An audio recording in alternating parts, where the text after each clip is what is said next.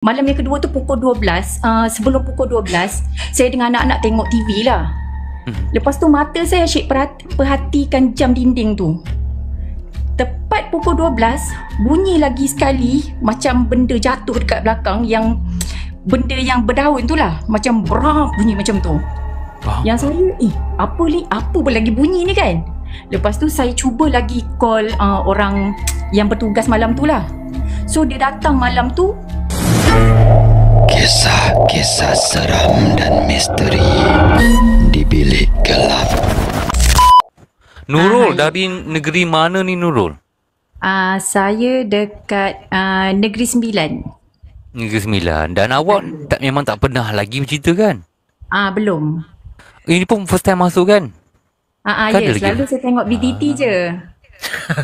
Awak tengok BTT je. Dan mana-mana cerita yang orang naik di dalam bilik gelap, kalau benda tu tak mengaibkan, awak pandai-pandailah tukar nama simpolan-simpolan. Sebab mana-mana cerita kita akan minta izin untuk dipost di mana-mana platform. Awak okey tak Nurul? Okey, insyaAllah. Okey, insyaAllah Okey, hai, Assalamualaikum. Nama saya Nurul. Nama singkatan je lah ya. Okey, saya ada satu pengalaman. Sebenarnya kalau ikut pengalaman seram ni memang saya pernah alami daripada kecil. Tapi yang saya ceritakan ni kiranya saya ni sudah berkahwin lah.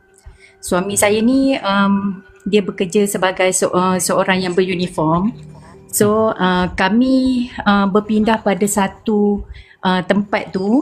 Rumah ni dia macam kawasan tu dia dikelilingi oleh hutan. So rumah tu pun dia punya penduduk dia pun tak ramai.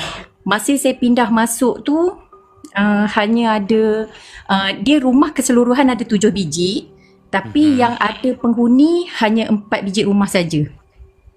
Lepas tu sebelah rumah saya yang sebelah rumah belah kanan memang dah lama ditinggalkan. Maknanya daripada zaman yang sebelum saya pindah masuk pun memang dah tak ada orang. Rumah tu memang lama lah, rumah kosong. Yang sebelah kiri ada orang lah, maknanya. Lepas tu saya masa awal pindah tu saya tak ada rasa macam apa-apa yang pelik tau. Tapi dah duduk lebih kurang dalam 7 bulan saya duduk saya duduk sepanjang 7 bulan tu. Bermula daripada 3 bulan selepas saya duduk, saya selalu mengalami gangguan. Contoh macam kena tindih macam tu. Yang kerap memang kena tindih lah. Lepas tu yang nampak bayangan-bayangan tu adalah beberapa kali. Tapi contoh macam malam dekat rumah, dekat depan pos kereta, kadang-kadang tu sebab saya selalu tidur lewat tau. Bila tengah-tengah malam je, pukul 12, pukul 1 macam tu, memang kita ada bunyi macam ada orang dekat luar. Bila kita jenguk, tak ada pun. Dia macam tu. Cuma suasana tu macam dalam rumah tu bila nak tidur je lah. Nak tidur tu kita adalah rasa macam kita dapat rasa tau benda tu datang dekat kita. Dia nak tindih kita kan, kita dapat rasa sebelum kita tidur tu. Kita memang dapat macam aura dia tu memang kita ada rasa dekat dengan kita. Jadinya saya kerap lah kena tindih. Walaupun suami saya ada juga dekat rumah. Macam tu. Dia kerja dia memang selalu tak ada lah dekat rumah, dia selalu outstation. Jadi sepanjang masa kejadian ni berlaku, masa tu suami saya tak ada dekat rumah, dia ada kerja luar lah. Lepas tu satu kali tu saya dengan kawan saya ada satu tugas yang kita orang kena selesaikan tau. Dan sekitar dalam pukul 3 macam tu. So saya keluar rumah sementara nak tunggu tetamu datang. Adalah tetamu datang untuk menginap dekat kita orang punya kawasan lah macam tu. Saya macam rasa macam nak cerita dekat dia apa yang saya alami tau. Tapi dalam masa yang sama kita macam kenapa tak sedap hati kan bila nak cerita ni. Tapi saya kena cerita sebab saya tak tahu nak cerita dekat siapa. Sebab dah banyak kali sangat kena kan. Okey, lepas dah settle kerja kita orang tu, saya balik rumah. Mandilah macam biasa, semua dah nak tidur. Tapi kita orang tak tidur dalam bilik, kita tidur kat luar sebab suami tak ada kan. So tidur depan TV. Jadi saya punya sliding door tu, langsir tu memang terbuka tau. Jadi saya punya mata ni memang nak ke arah luar sliding tu lah. Sebab luar sliding tu ada lampu. So kita nampak lah pokok-pokok semua kan. Lepas tu saya nampak satu pokok tu, dia bergoyang, bukan bergoyang macam kena goncang dekat angin. Dia macam orang tarik ke bawah. Macam ni? Ya. Tapi laju. Macam orang tarik. Macam orang tarik macam tu. Lepas tu tiba-tiba dia berhenti. Lepas tu saya macam tengok, kenapa pokok tu goyang macam tu? Tapi hati ni macam cakap sekali lagi dengan hati sendirilah. Macam nak tengok lagi lah. Tunjuk lah kan macam tu. Walaupun kita rasa takut, tapi kita nak tengok sekali lagi. Lepas tu pokok tu memang bergoyang sekali lagi. Tapi dia macam yang goyang tu bukan orang kecil lah. Macam kita boleh bayang dia tu benda tu besar tapi goyang ke pokok tu. Cuma kita tak nampak siapa yang goyangkan. Lepas goyang-goyang kali kedua tu, dahan yang dekat bahagian dia goyang tu patah. Dia patah tapi dia tak tercabut daripada dahan tu, daripada batang besar tu. Dia cuma macam tergantung. Faham? Saya macam, kenapa pokok ni sampai jatuh kan? Saya kata kalau belakang tu memang ada monyet sebenarnya, tapi tak logik kalau monyet tu dia boleh goncang sampai dahan tu terpatah. So saya pun gegas telefon kawan, sebab kawasan rumah saya tu memang lain, dia tak elok tau. So saya telefon kawan, kawan pun dia macam tak berapa nak dengar saya cakap apa. Dia dengan suami dia datang bawa kayu lah kononnya, ingatkan kok ada orang ke belakang rumah saya, sebab belakang rumah saya tu memang hutan. Jadi dia datang, dia pergi belakang, dia tengok tak ada apa pun, dia kata. Tapi tak apalah, dia kata esok kita tengok. So esok tu kita orang punya team survival datanglah tengok kan. Dia nak tengok sebab team survival ni dia lebih tahu benda ni siapa yang buat, ada jejak-jejak kan, binatang ke apa ke macam tu. Tapi team survival ni kata tak ada tanda-tanda macam haiwan ke apa, tak ada, dia kata. Jadi saya pun macam masih lagi fikir positif. Tak apalah, tak ada apa kot macam tu. Lepas tu satu kali tu malam yang kedua saya tidur malam tu. Bukan tidur. Malam yang kedua tu pukul 12, sebelum pukul 12 saya dengan anak-anak tengok TV lah. Lepas tu mata saya asyik perhatikan jam dinding tu. Tepat pukul 12 bunyi lagi sekali macam benda jatuh dekat belakang, yang benda yang berdaun tu lah, macam brak bunyi macam tu. Yang saya apa lagi bunyi ni kan. Lepas tu saya cuba lagi call orang yang bertugas malam tu lah. So dia datang malam tu, baru saya berani buka langsir belakang tu nak tengok apa benda. Yang dahan yang tergantung tu, yang patah semalam tu, dia jatuh keseluruhan, tapi tepat pada pukul 12. Saya macam kenapa benda tu berlaku pukul 12 macam tu lah. Lepas tu esok pagi tu malam tu berjalan macam biasa. Saya pun tidur, malah nak fikir sangat kan. Esok tu ada seorang kawan ni ajak saya pergi berubat, macam tu. Lepas tu bila dah macam dia tanya-tanya, dia tilik kita lah kan, dia tilik kita. Lepas tu dia tanyalah apa yang pernah kita lalui semua. Lepas tu dia bagi tahu, dia kata benda ni dia dah duduk dengan saya selama 7 bulan. Sepanjang saya duduk dekat situ. Astaghfirullahaladzim. Itulah saya sendiri pun macam biar betul kan, sebab kita tak pernah lalui benda macam tu. Bila kita bercerita dengan orang, dia macam marah dekat kita. Kenapa kita bagi tahu dekat orang benda tu? Macam tu. Jadi malam pertama saya berubat tu memang teruklah kena, sebab dia nak buang benda tu daripada kita kan. Lepas tu saya tak disarankan untuk tidur rumah saya. So saya pilih untuk tidur rumah kawan malam tu. Daripada awal saya nak tidur tu, saya ada bunyi macam bercakar-cakar dekat depan pintu rumah kawan ni. Lepas tu sampai rumah kawan pun pun terjadi juga Tapi kita macam tak boleh tidur walaupun kita ngantuk, sebab dia macam mengganggu kita. Lepas tu sampai kawan kita tidur kat ruang tamu. Anak-anak sekali dengan kawan saya pun semua tidur ruang tamu. Lepas tu semua dah lena, saya seorang je tak lena. saya dengar benda tu dia macam mencakar-cakar lantai sampai ke atas kepala saya. Daripada pintu tu, dengar dia macam mencakar-cakar sampai ke atas kepala saya. Kita dapat rasa aura tu. Saya dah mula takut, saya tarik-tarik baju kawan saya yang kat sebelah ni. Lepas tu, dia ni sebab dia ni anak orang yang macam pandai berubat juga. So dia pun tolong baca juga untuk saya. Lepas tu, lepas dah kawan saya baca tu, macam saya pun dah baru rasa mula ngantuk, baru boleh tidur.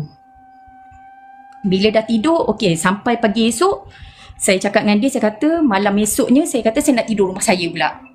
Tapi hari esokkan tu, saya masih lagi berubat untuk hari yang kedua. So, dia bukan ustaz jugalah, saya panggil abang, kita panggil abang lah yang tukang berubat tu kan. Kita panggil dia abang. So, abang tu dia, masa saya nak balik tu, dia bagi saya lah macam benda-benda yang untuk bagi pada pada benda tu. Contoh dia macam kita bagi makan dia lah macam tu. Saya pun tak berapa pandai sangat bab ni kan. So saya pun bawa je lah benda yang dia suruh saya bawa balik tu. Contoh macam rokok, air kopi, bertih beras macam tu dengan telur. So dia suruh saya letak satu tempat yang tak dekat, tak jauh dengan kita punya rumah. So bila kita letak tu, malam tu saya ingat dah okey lah, tak jadi apa-apa. Rupa-rupanya malam tu lain pula cerita dia.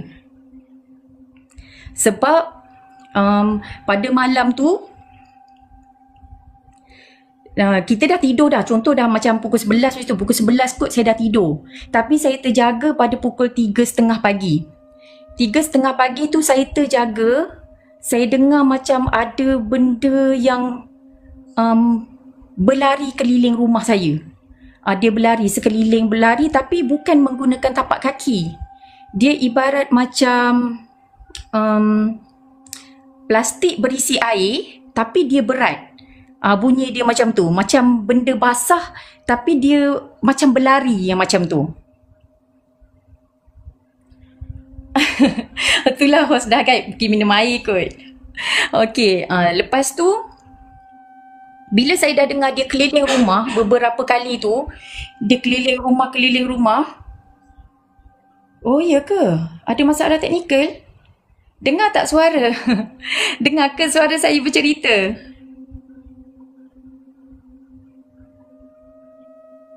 Oh, okey. Lepas tu, sekitar dalam setengah jam, saya dengar benda tu berlari-lari keliling rumah sambil menghirup telur.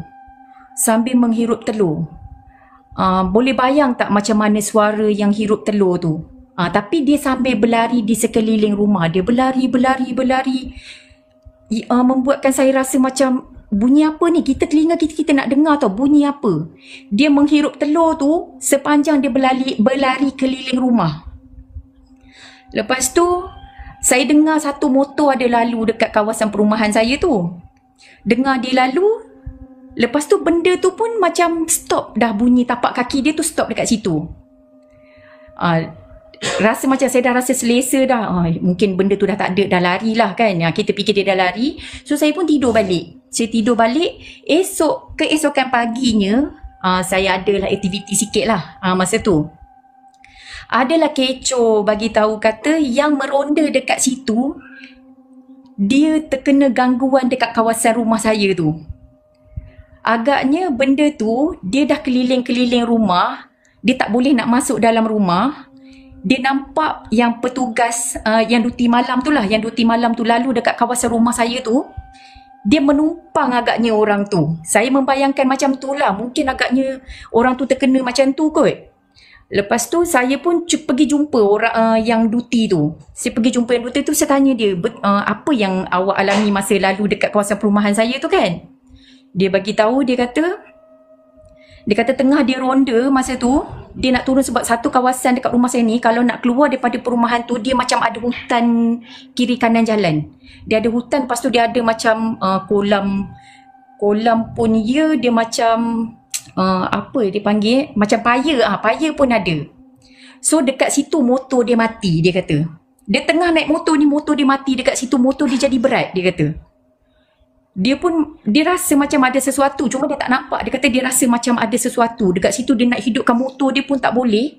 Sampai dia tolak motor dia, sampailah dia sampai ke pos yang dia duty tu lah dekat situ. Lepas tu kawan dia pun tengok muka dia. Dia kata kawan dia tengok muka dia pucat. Muka dia, kenapa engkau ni, dia kata kan. Rupanya dia kata, dia cerita, dia kata tak apa, nanti aku cerita. Esok tu dia kata dia demam sebab gangguan tu. Tapi tak habis dekat situ lagi lah. Lepas saya pergi berubat untuk kali yang ketiga, sebenarnya saya dah tak nak berubat tau, sebab kita rasa macam tak apalah kot, biar je lah kan. Tapi disebabkan yang kali ketiga tu, kawan saya ni kata orang yang berubat saya tu kena kacau. Dia kata benda ni datang serang dia malam disebabkan dia ni nak pisahkan saya dengan dia tu. Dia cakap macam tu. Sebab tu dia kata kena juga settlekan benda ni. Dia kata kalau tak settlekan, dia kata nanti saya kena lagi. Dia kata macam tu. Memang sakit lah benda tu buat. Macam tu. Benda tu spesies raya. Bila spesies raya ni dia, sebab kawasan perumahan saya tu, saya pernah dengar cerita, saya pernah riki-riki lah cerita. Dia bagi tahu kawasan rumah tu tempat orang buang saka-saka yang orang dah tak nak. Masa zaman-zaman dulu. Mungkin disebabkan situ agaknya dia banyak dah terbiar kan. Mungkin saya pun, tubuh saya pun tak berapa orang kata kuat, semangat pun tak berapa kuat kan. So senang nak kena macam tu. Jadinya bila berlaku pengalaman tu, kita banyaklah memperkuatkan kita punya ibadat semua. Macam tu lah yang tukang berubat tu minta kita buat kan, supaya kita tak dihampiri lagi. Jadi sepanjang berubat tu dia bagi tahu dalam masa lebih kurang 40 hari insya-Allah benda tu dia akan beransur-ansur pergi jauh pada kita lah dalam masa 40 hari tu. Tapi dalam masa 40 hari tu pun saya ada je kena gangguan, contoh nampak bayang dia dekat luar tapi dia tak boleh masuk rumah je. Macam tu. Tapi alhamdulillah lah disebabkan tu juga saya pun kadang-kadang orang kata macam tengah-tengah malam pun bangun untuk solat sunat, untuk mengaji macam tu. Sebelum ni mungkin kita lalai kan, kita banyak lalai yang macam tu lah. Tapi 44 tadi 44 hari tadi lebih kurang 40 hari. 40 hari lebih kurang. Okay. Alhamdulillah. Kurang. Tapi bila awak bercerita berkenaan dengan berubat, sebelum ni saya pernah dengar juga pasal orang berubat. Dia dapat gangguan lebih kurang macam awak lah. Okay. Dia cakap apa yang dikatakan ialah bila kita pergi berubat, benda tu akan juga marah kepada orang yang berubat tu. Ya, betul. Dia akan anggap yang orang tu adalah musuh dia juga. Ya, betul. Dan itu dia termasuklah kawan-kawan sekalipun yang mana nak membantu dia di waktu itu pun dikategori sebagai musuh benda tu. Dan benda tu pun akan macam tadi kan awak sebut tadi kan, kawan awak temankan awak dekat rumah tadi kan, awak tidur dekat rumah dia. Jadi tak sangka gangguan tu sampai pun dekat rumah kawan pun kena juga. Ya, betul. Saya itulah sebab tu kata ingatkan kita pergi tidur dekat tempat lain tu dia tak kacau. Rupanya dia kacau. Dia datang juga. Oh lupa, benda tu yang berubat tu dia buang benda tu dekat laut. Macam tu maknanya dia dah buang dekat laut lah. Dia tak adalah kita macam mengalirkan dia dekat sungai ke dekat hutan ke, tak. Dia buang benda tu dekat laut. Tapi selepas pada yang tu alhamdulillah lah saya dah tak ada lah kena gangguan tu lagi. Bayang-bayang dia pun saya tak ada pernah nampak macam tu. Tadi di awal-awal tadi yang saya dengar tadi kan, Waalaikumsalam yang baru masuk dan ini adalah pecinta pertama dan ini adalah puaka baru pembukaan di hari ini. Okey, dan korang juga kat bawah boleh juga untuk kongsikan pengalaman. Di awal-awal tadi saya dengar tadi Nurul cakap tadi pasal ada pokok tu macam ditarik-tarik. Okey, dan pokok tu bukannya pokok yang kecil tadi awak sebut tu kan? Ya, pokok tu dia berapa? Tinggi dia lebih kurang 1.5 bangunan tingkat kedua, lebih kurang macam tu. Yang dahan yang patah tu dia separuh daripada pokok tu. Dahan yang patah tu. Kalau dengan tarik ke bawah korang dia tarik ke bawah. Ke bawah. Laju-laju Kalau tau. goncang angin dia macam random kan, dia punya Betul. daun dia tu ke atas kan. Yang ni dia Pergerakan ke dia. bawah. Macam ada orang yang goncangkan dahan tu. Macam ada orang tarik pun dia juga. Cuma kita tak nampak apa benda yang Yang tarik. Yang tarik. Kan? Dan inilah pengalaman daripada Nurul kita. Okay, mungkin ada yang komen. Kalau saya post BTT ni kan, video ni, mesti ada lah seorang dua komen. Tak logik lah cerita ni. Untuk pengetahuan awak, cerita seram memang tak pernah logik. Ya, betul. Betul. Kalau cerita seram logik, hantu yang dibuang di laut tu lemas. Betul tak saya cakap? Cerita seram mana pernah logik kan? Cerita seram semua tak logik. Itulah adalah seram. Memang macam gitu perjalanan cerita dia. Dan apa pengajaran untuk penutup awak Nurul sebelum nak turun? Nak cerita awak ni. Pengajar untuk iktibar lah cerita ni. Kemana je kita pergi, walaupun tempat tu orang kata jarang orang duduki lah, terutama macam tempat yang di tengah-tengah hutan kan. Banyakkanlah baca Yasin setiap malam Jumaat.